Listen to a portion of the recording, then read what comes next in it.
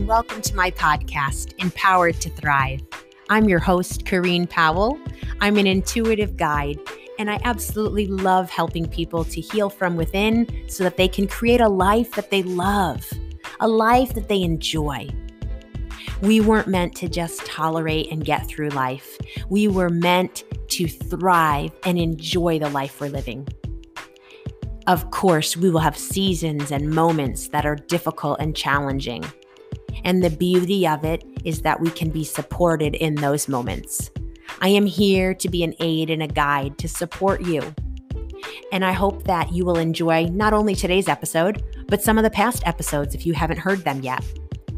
On this podcast, I talk about all things inner wellness. We also sprinkle in some spirituality and parenting, because as a mom to 3 kids, parenting is a big part of my life. I hope that you enjoy the episode and that there's at least one thing you'll pull from it and start to implement into your own life. If you want to follow me in other ways, you can find me on Instagram, Corrine_Change Radically, or on Facebook, Change Radically. Would you do me a favor and share this podcast with your friends if you hear an episode that resonates with you? And would you also go ahead and give me a rating and review my podcast? It would mean so much to me, and I would appreciate it. I hope that you enjoy the episode and that we connect.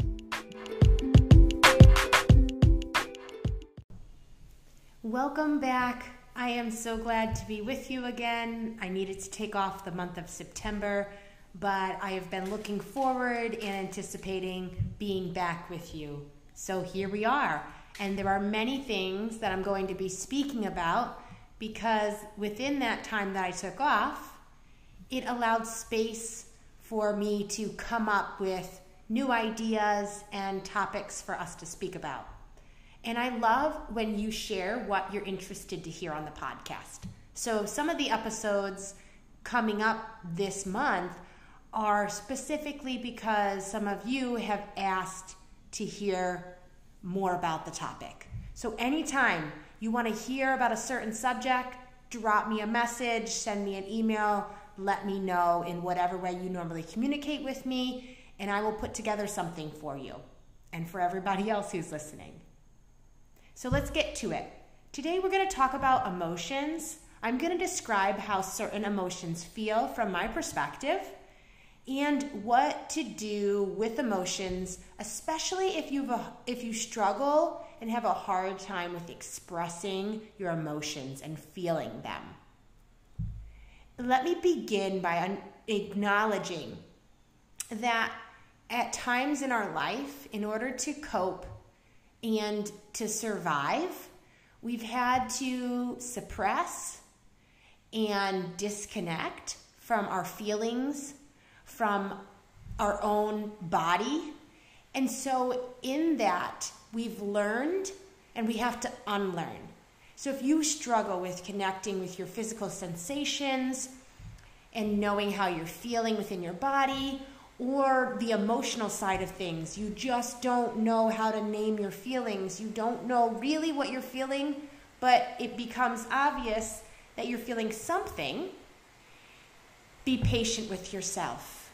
Be kind, and together we're going to get you to a place where things feel clearer and you have more of an understanding. But it's a process. If you've lived many years in one way, to unlearn that and to relearn a new way takes time. And I don't know if you can hear it, but it is starting to pour. And so I hear the rain in the background, which makes me think about rainy days and how much I enjoy just sitting with a book or watching a movie or just like being able to chill and relax for the day at home. But moving on from the rain. Oh, emotions. So feeling emotions can be uncomfortable and downright scary. And like I said, there are various reasons why we block ourselves from feeling. And we need to do that sometimes, especially when we're young children, in order to cope and survive through difficulties and traumatic situations. But now we're at a new place. We're at a place where we are in a safe environment. I'm here to support you. And you're going to be able, in moments when you start to feel emotion, to remind yourself, hey, it's okay to feel these things now. I'm safe now. I'm allowed to feel them.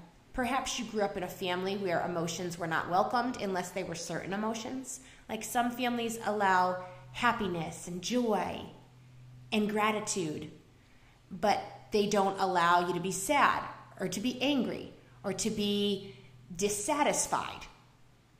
And so in this space with me, all of your emotions are welcome. I'm not afraid of them. And I actually think we need to let them surface because they're indicators. They're helping us to know what's going on below the surface and helping us to get a better understanding of you and why you feel what you feel. So if you've needed to block yourself from feeling, or you've needed to disconnect from the sensations in your body, my first thought is that you're going to need to get curious, and you're going to have to consider these questions. What will happen if you allow your emotions to surface? What is that going to mean for you or the people around you? How will your life be affected? What is it going to change? Sit with that.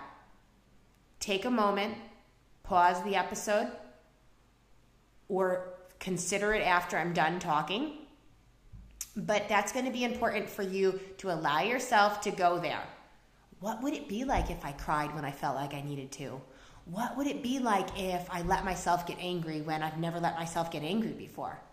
Because if you don't normally allow yourself to do these things, then the what ifs are hypotheticals. You really don't know what will happen. But what do you think will happen? And now the next thing I'm going to encourage you to do as you go through your days, so this is going to be ongoing, but remember, if you're unlearning something that you've been conditioned in and you're relearning a new practice, you have to do just that. You have to practice it every day for it to become something that you naturally do. So as you go through your days, start to take notice. Any physical sensations that you feel, make note of them. Oh, I feel butterflies in my stomach right now. My back's hurting me, like my shoulders. Or my feet ache. Oh, I have a headache. Where is that headache? Like what part of it? Is it in the back, my neck, in the front, in my temples? Start to take notice. And as you become more mindful and aware, you're going to have more insight. Because what I also am going to encourage you to do is to make note of the thoughts that go through your mind many times in a day. There's usually like a certain reel, that inner narrative that we think repeatedly. Maybe it's the statement, life is too hard. I can't do this. I'm in over my head. Whatever it is for you, as you recognize, ooh, I think that a lot. Or, ooh, I just thought that earlier today and here it is again in my head. Just write it down. Write it down so you can get it out your mind. You don't have to worry about forgetting what that phrase is. And if it's one you think of often, you're not going to forget it anyhow until you start to really substitute that for other words. So write that down, because as you become aware of what you're feeling and what you're thinking, like those physical sensations that you're feeling, you're basically integrating and connecting with yourself in more ways. And then you and I together have more insight, and I can help you to determine what some of your feeling states might be based off of that information. If you start to feel the emotions bubbling up and you're feeling like you're in a safe enough place to let them out, then let them out. Now, this is never me encouraging you to do something that will harm yourself or somebody else. Okay, if you feel anger, it doesn't mean that you need to explode and yell at somebody. It means you could go out for a run. You could punch a pillow, or if you have, a boxing bag, you could do whatever it is that you feel like will help you to allow that emotion of anger to pass through. And even before you feel the anger, if you can, give way for a pause and consider what is below that anger.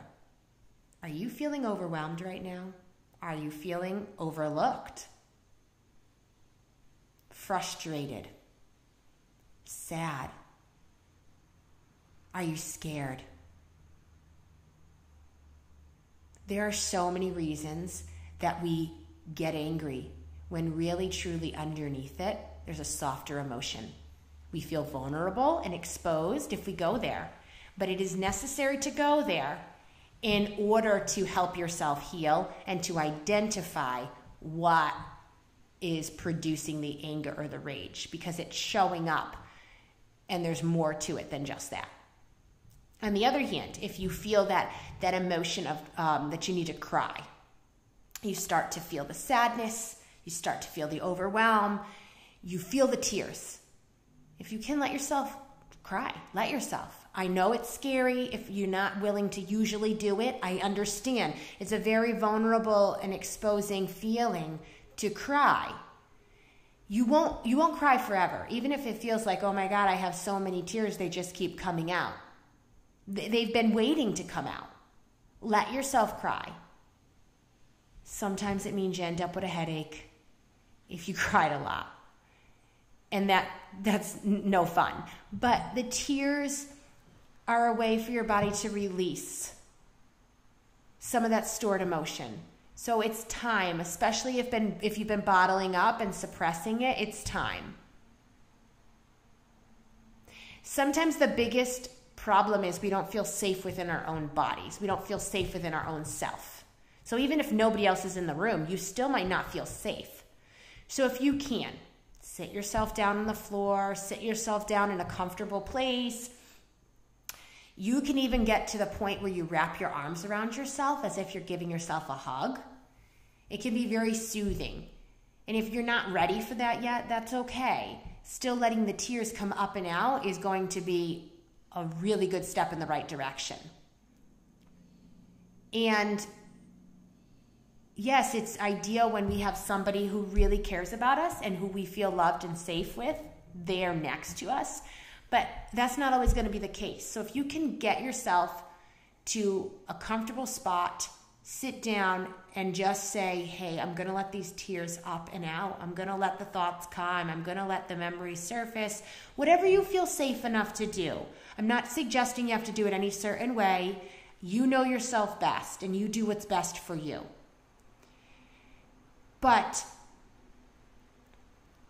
being able to not block those tears is vital. Again, you may have needed to block them at one time. Some children, when they cry, their parent says, you better stop crying. Suck it up. Don't be a baby. Or the parent can't handle the child's emotions, so they send them off to their room. If you're going to cry, go do that by yourself upstairs. There are reasons why we stop the tears. And there are reasons why you may have needed to stop those tears at one point in your life. But my invitation is to you that now is not then. And now is a new season. It's a new time in your life. If you're listening to this podcast, it's because you do want to get yourself to a happier, lighter place. You do want to thrive. And this is one of the ways that I can help you get there, is by saying, let the emotions surface, as overwhelming as they may seem. They will not always be as overwhelming. You're going to be able to manage them more easily. You're going to be able to understand more what's going on within yourself. And I'm always here to support you. So close. Please reach out if you need me in this process. Now, I wanted to talk about the different emotional states and just describe them as I think of them. So I'm going to do that for you in the next episode. So stay tuned. And between now and then, take note every day. What physical sensations do you feel in your body? And what are the thoughts that are running through your mind multiple times a day? If you can, start naming the emotions that you're feeling throughout the day. But if you're not there and you're not sure yet what they are and how to name them, then do those 2 other things that I said. And you can also get curious and consider what is going to happen if you allow your emotions to surface. What is it going to mean? What is it going to mean for you and the people around you? How is it going to change your life? Is there anything that you're apprehensive about if you start to let your emotions surface? And even take it a step further. What was it like to let your emotions surface when you were a child in the home you grew up in? How was that? I hope this has been helpful. We'll talk again soon. And until then, I am wishing you only the best. And I'm just a message away if you need anything. We've come to the end. What did you think about what you heard? I hope that there's something you pull from today's episode and start implementing it into your life. Create the change that you want to see, the change that you hear about. You have the opportunity to transform your life, and I'm ready to link arms with you and to help and guide you to the life that you want to live. If you resonated with what you heard today and it touched you, would you share it with your friends? Would you also go ahead and rate my podcast and write a written review? It would mean so much to me. I hope that we'll connect, whether it's for a session or just to connect because I enjoy meeting new people. You can find me on Instagram, Kareen_Change Radically, or on Facebook, Change Radically. You can also always email me, Kareen@changeradically.com. If you have thoughts, questions, or anything that you just want to talk about, send me an email. I hope that you have a wonderful week. But no matter what your week is like, in the moments that are quiet, maybe it's when you pillow your head at night, or when you're driving in the car or taking a walk, or maybe it's going to be in the midst of the chaos with your children or the craziness of work. I hope that you'll remember how significant you are, that there is meaning and value to your life, and that I, for one, am so glad that you're alive. Catch you again next week.